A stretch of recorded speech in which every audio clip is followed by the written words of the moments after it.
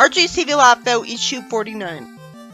The annual inspection tour is going on for the next few weeks. Sabrina complains about sneaky spies checking up on the witch activities. Once they've been doing that every day, not just annually? It's not like Della can't afford to pay them to do that every day. She's the head witch. She tells Sabrina's family to behave in the true tradition of witchcraft. Be careful who they talk to. Not that she specifies who they can't talk to, so that's dumb of her. And she says she's the head witch of Coven 937. I thought she was every witch's leader, not just the head witch of one coven. But to be fair, that does make more sense. Logically, there would be tons of witches. One person would not be nearly enough to lead every single one of them and boss all of them around. And this explains why, when some witches in the 70s comic decided not to punish Sabrina at the witches' tribunal, Della had no say in the matter. She was only one of many head witches. Because if witches had magic from the caveman days, they wouldn't have had to do farming as much. So they would have had time really early on to get to the Industrial Revolution, which means the Green Revolution, which means there would be hundreds of billions of witches. Let me guess. Della will determine that Sabrina and her family are evil enough after all. That kind of twist seems obvious because Della wanted her to be on her worst behavior and Sabrina thinks that she's too kind, and I've seen this kind of story before in the 70s comic.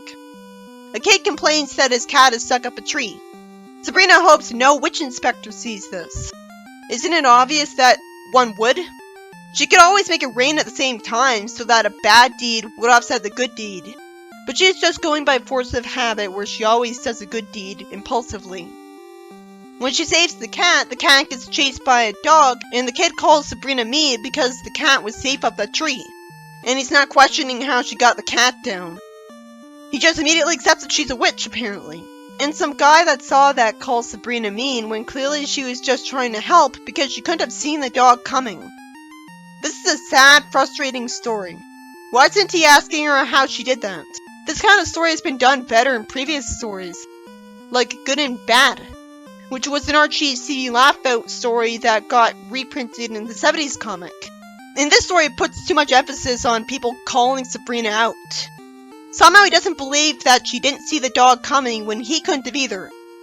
So it's really satisfying when she sends a pie at him to stand up for herself. Sabrina pointlessly lies to him about it with a smile and splashes him with water from a fire hydrant. So he runs away from her calling her a jinx, and slips and falls into a sewer grate. Fortunately, Sabrina thinks that she should never let her temper get the better of her like that, so the writer was aware of the fact that she was behaving badly. And it turns out that the guy she bullied was in fact Della's inspector, who plans on nominating her for Witch of the Year. Now I know why he wasn't asking how she did that. Maybe the kid was just conjured up by him. Or another witch inspector. This was a depressing story where, go figure, Sabrina does get considered evil enough because of accidents.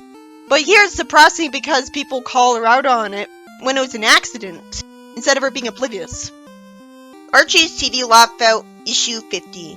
The Hard Way. Della shows up to Sabrina and yells at her for abusing her magic when I can't even tell what she did. She infuriates me by calling her lazy and saying that magic is for important things, even though she thinks that it's only for wasting it on mischief. And we never see her call out Hilda on all the constant casual magic. She interferes in her life for no reason, ordering her to take the garbage out the proper way. This is something I'd expect of Sabrina's aunts in the 2000s comics, because they're against magic in general. Well, this is a terrible start so far. As if Della wouldn't use magic to take out the garbage. This isn't how you'd imagine having magic to be. If the writer knows that the head witch shouldn't be wasting her time with this, why was she written to come here anyways if that clearly wouldn't be fun to read about? I'm glad Sabrina snarked after she disappeared, so who asked you to bother with it? And there weren't any consequences. Sabrina wants the mail, but the mailman's not going to show up for another 15 minutes. So she uses magic to bring the mail to her. This freaks out the mailman, and for no reason, Sabrina the good person doesn't make him forget about this. Then for no reason, Della's completely out of character by getting mad at Sabrina for scaring a mortal with her magic, which she always wants. She yells at her for making magic too obvious. Then after Della disappears and Sabrina's relatably annoyed at her and her thoughts, Hilda asks Sabrina to dump the filthy dishwater, even though Hilda could have used magic to get rid of it herself right away, because she's tired after scrubbing the floor for so long. There's no reason she wouldn't have instantly cleaned the whole floor with magic. That's out of character for her. Sabrina thinks that as long as Della's watching, she'll carry out an empty pail, and then she'll use magic to levitate the real dishwater pail out the window. Why would she think Della wouldn't instantly understand that that's the pail with the dishwater in it, because she'd have no reason to do this with it otherwise? Why wouldn't she think this would be considered blowing their cover too? Wouldn't she be curious about the bucket? The story ends with Della wet from dirty dishwater. I wish I saw the moment where it splashed on her. The karma she got in the ending wasn't enough for me because the ending implies that she's gonna punish Sabrina. This was a terrible story where Della's completely out of character by nagging Sabrina for using magic for mundane things and forcing her to do it the mortal way, when she's the same person who says that if you have the power you should use it, and she'd be no different. There's a 70s comic where she balked at the idea of being expected to do dishes the real way, and she didn't do it. I read these old stories to get a break from the 2000s comic.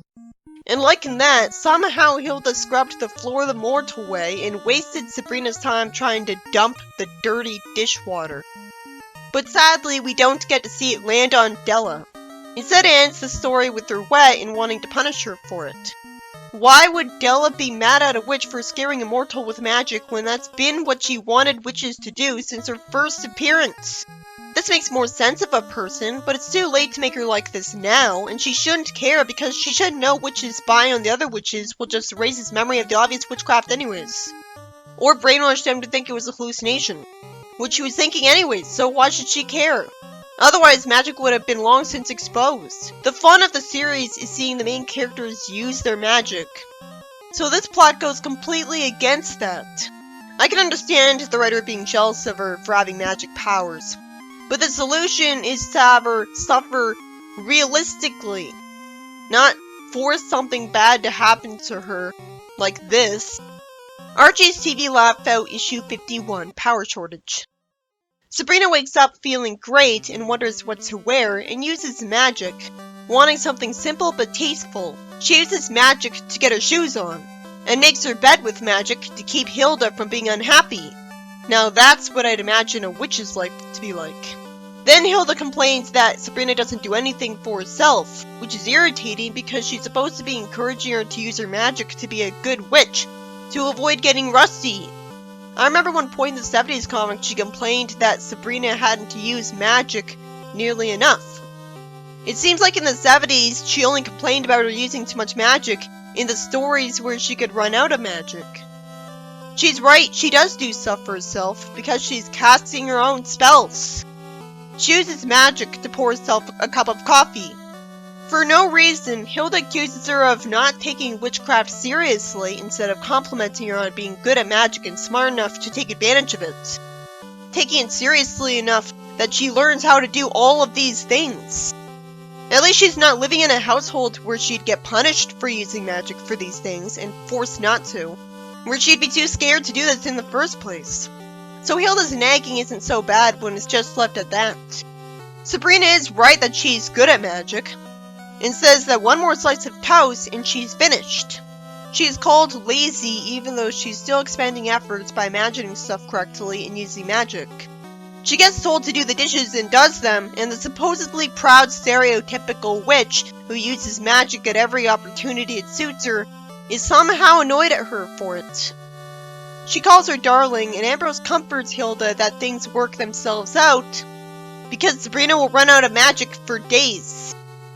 And how am I supposed to sympathize with them for smirking evilly at the idea? Sabrina had every reason to do that. Sabrina zaps up clothes in an umbrella in the rain, but for absolutely no reason whatsoever, the umbrella and raincoat disappear. And the story ends with Sabrina walking home in the rain and being forced to scrub the floor herself.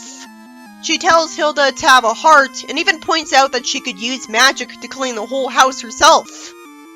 Well, this sucked. It was better than the previous issue.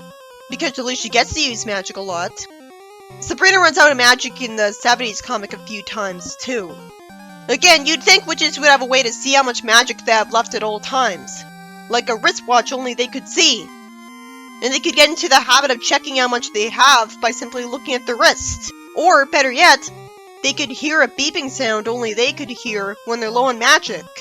Then they could easily know when they can get away with using magic a lot and know when they have to conserve it. The story expects you to be jealous of Sabrina for getting to use magic to float stuff over to her all day.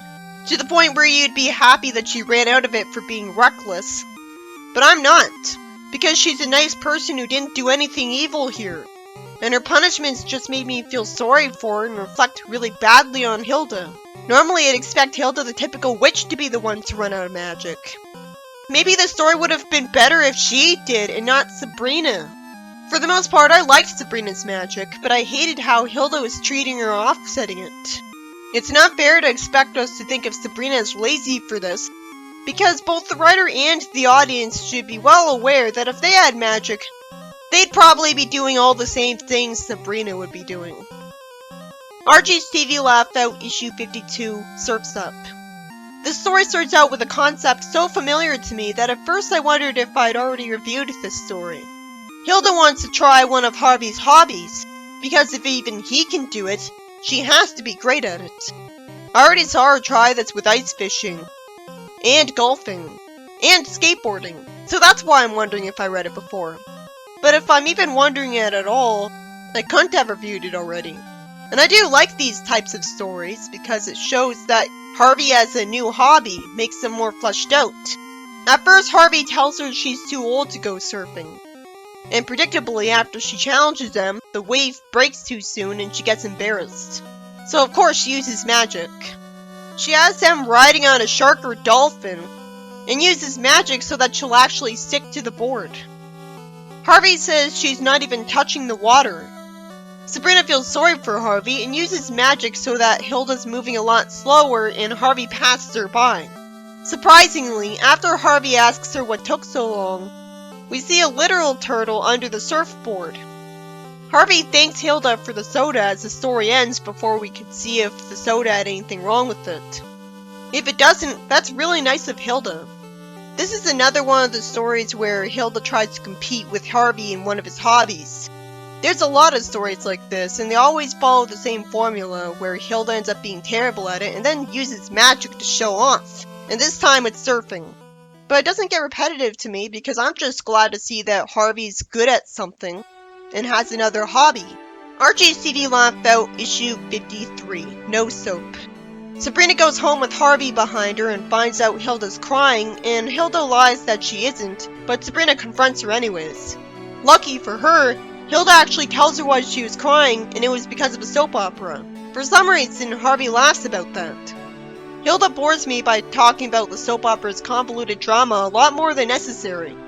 She says one of the characters had a nervous breakdown. I don't see why Harvey thinks that's funny. Hilda finally calls him out on this. I like that she cares about these characters even though she's a proudly stereotypical witch.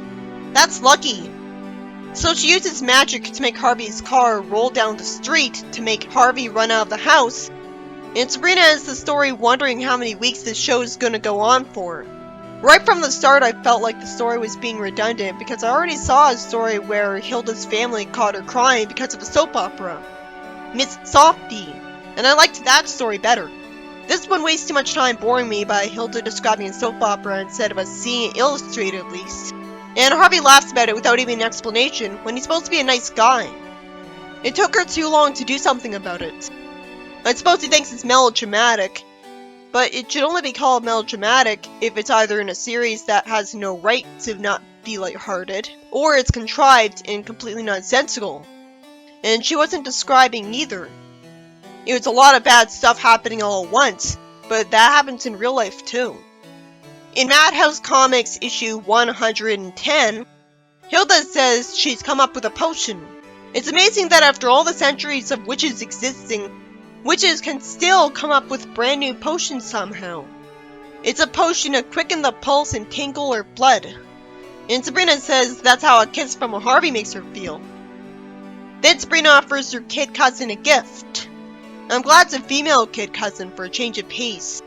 So she flies around on the hobby horse, and Hilda reveals that kid witches are still called baby witches by people of her generation. Archie's TV laugh out issue 54, The Uninvited. Ambrose is impatient and doesn't want to miss the outing because of Sabrina and Hilda. Hilda justifies that they don't want to forget anything. Sabrina hopes Harvey won't find out about this because he'd be the only mortal there. Harvey's upset that Sabrina didn't invite him when he overhears them talking about it, so he drives to the picnic grounds that Ambrose conveniently gave away the location of, and surprises Sabrina. He at least acts nice to her when he shows up and has his arms out for a hug. Sadly, he doesn't get one, and he lies that he's just here by coincidence. Sabrina gets told she's needed somewhere else, and for no reason, instead of her just using magic to brainwash him into going home, or warping him to bed and making him think he just had a dream, she recklessly leaves a mortal alone at a witch picnic, just assuming that he'll be fine. Well, mortals witness magic all the time and there's no consequences, but if she knows there won't be consequences, why was she scared to see him? He hears some people talk about the witch's food they're eating, which ruins his appetite even though he assumes they're just joking. He sadly throws perfectly good food away. I know why he was grossed out at hearing about lizards' tails and bat wings, but just because it sounds like it tastes bad doesn't mean it does. He hears about a broom race and sees some witches flying on brooms, including Hilda, so he avoids her just barely. He says he must have hallucinated. Then he sees the so-called spelling bee where a witch magically summons an alien. This scares Harvey, and then Ambrose compliments another witch on her transformation. So did the other witch transform to an alien? Sabrina finds Harvey passed out, and Ambrose decides to give him a spell that'll take him home and erase his memory. Except he still remembers it when he wakes up, even if he thinks it's a dream. Why did he think it'd kill his memory if it didn't? This is the exact spell I recommended Sabrina use. Why didn't she do it right away? I love that Harvey wonders what he's doing in bed in the daytime. It's smarter than I'm not questioning it. This story's about Harvey overhearing that Sabrina's going to a picnic with her entire immediate family and insisting on coming along because he thinks he should be invited to it, only to predictably freak out at seeing a bunch of witch stuff happen. I like that it wasn't just Sabrina's family that were witches, there were a bunch of them. And they called the magic contest a spelling bee. So for once we see that there's a lot of other witches than Sabrina and her family in Riverdale. I guess that means it's more believable now that her family felt like moving here. Her family doesn't have to be the only witch one in town. But it's less inconspicuous that there's even more people in Riverdale dressed like witches that have strange stuff happen around them. And everyone still assumes they're just mortals dressed up in Halloween costumes every day. Places like Riverdale would get a little more famous for having a lot of witch cosplayers in them for whatever reason.